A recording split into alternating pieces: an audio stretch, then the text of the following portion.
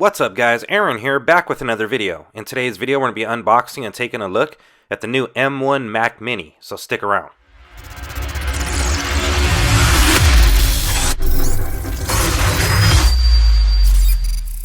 Welcome back guys, and I'm really excited to be bringing you coverage of the new M1 Mac Mini. Now I went ahead and went with 16 gigabytes of RAM and 256 gigabytes of storage.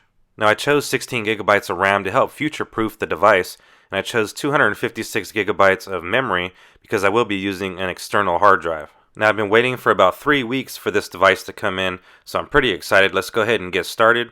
First off, we'll go ahead and lift the lid off the box for the very first time. And once we do so, we are presented with the M1 Mac Mini. Let's go ahead and place that off to the side for now and take a closer look at what else is in the box.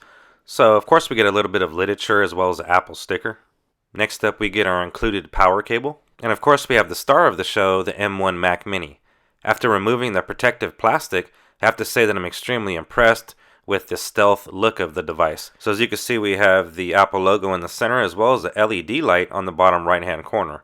It says Mac Mini on the bottom, and the way the bottom is designed is great for heat dissipation. And the speaker is also located on the bottom as well. Next we'll go ahead and remove the protective sticker over our I/O. And taking a closer look at the back of the device, we have the power button all the way on the left, followed by a port for the power cable, an Ethernet port, 2 Thunderbolt ports, an HDMI port, 2 USB-A ports, and a headphone jack, as well as a dedicated location for heat dissipation. Again, I really like the look of the M1 Mac Mini. Now I'm really going to be putting this machine to the test by doing some big projects in Final Cut Pro, and ultimately seeing if it can replace my current workhorse, which is the 27-inch Retina 5K iMac. So it's going to be interesting to see the results of that. My iMac has 32 gigs of RAM and a 2 terabyte Fusion drive.